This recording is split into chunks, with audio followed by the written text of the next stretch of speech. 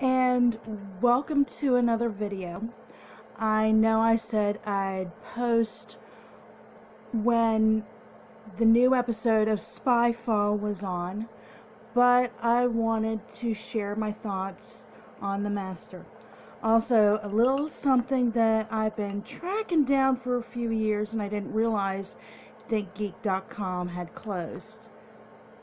Yes, this is my TARDIS tea infuser, and I actually have tea that's loose tea that's Doctor Who themed. I love my tea. But back to more thoughts on The Master. Many of us remember The Master from the older series, so I wanted to talk to you about the evolution of The Master. And this is just going from my childhood memories. As a fan of both classic Who and new Who, I remember countless hours of hiding under my covers, hiding behind the couch, and when they recently reconstructed the episode Shada under the lost episode, they did this the day after Christmas with some animation put in with the original sequences. I saw some of the original sequences and I thought, holy crap, how cheesy are those monsters. I've seen some older footage of The Master as well. And especially when, and I talked about this in a previous video, that the Master is kind of like Stefano DiMera, he never dies. And on his 12th regeneration, he was a bit decrepit and decaying and gross before he overtook somebody's body. So it's been like he's been the Doctor's Moriarty, and he's been the ultimate frenemy. A lot of what I'm going to talk about does come from both classic and new Who, how we get a lot of background on the Master.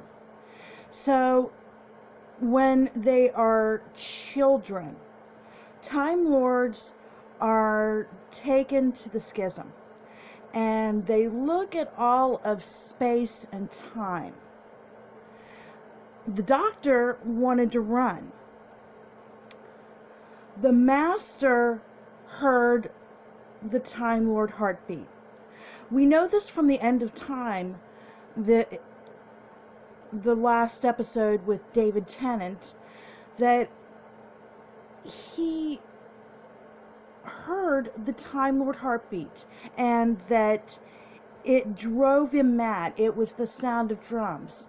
He and his Professor Yana form heard it, and it particularly drove him nuts during the era where John Sim played him, David Tennant's era.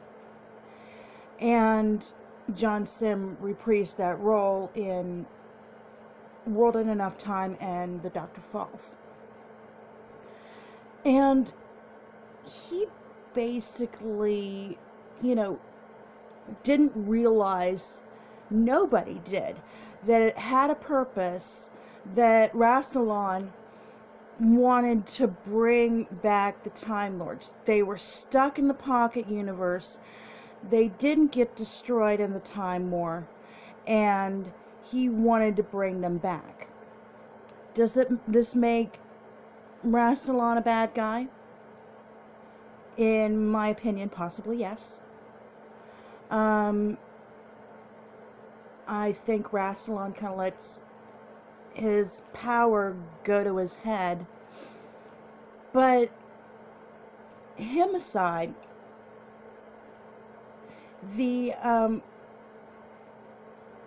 the idea that it drove him mad. Over the old series, when the Master would take over another body, he would still retain a part of himself, but a small part of himself. And this is reflected in the new series. First of all, we had him hiding away as Professor Yana, storing his consciousness in a watch. Then he decided to embrace the mayhem, take over the world, and bring back a future version of humanity, corrupting a human woman. And then when he dies, another group decides, hey, it would be great to bring Harold Saxon / the Master back. And he has a meta-crisis. We've seen a meta-crisis before with the Dr. Donna, and that worked out for a time, but it didn't end well. But this made the Master embrace the, as I like to put it, batshit crazy. But we know this translates over into Missy. But Missy plays it more like the whole frenemy thing. She wants to be the Doctor's mortal enemy, but wants to be the friend. This comes to a head during Peter Capaldi's final season, where she has been sentenced to death and is locked in a vault because the Doctor couldn't bear to kill her. And he decides that he's going to guard her for 1,000 years, and that's why he's at the university, and that's why Nardole is constantly telling him, you need to stay on Earth, you need to guard the vault, you need to stay on Earth, you need to guard the vault. In fact, in Empress of Mars, Eaters of Light, all that during the later part of the season, she starts on a road towards redemption. She wants to go good. However, her former self, reprised by John Sim, was concerned about that, and he shows up. I like that. He says, give us a kiss. And they end up flirting with each other a lot. That was a funny bit of that episode. But it comes to a head at the lift.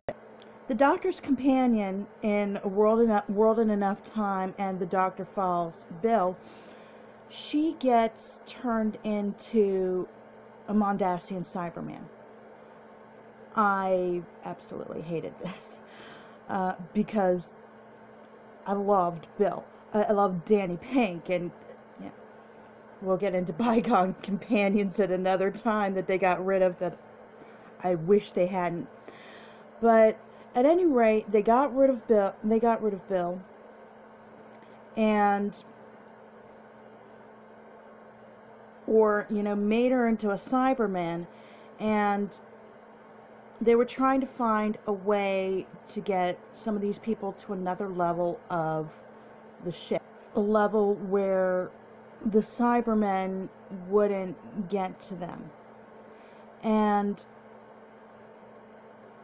I love the conversation that Missy and the Master have. He doesn't want her to go good. And she genuinely wants it. And she said, I loved being you.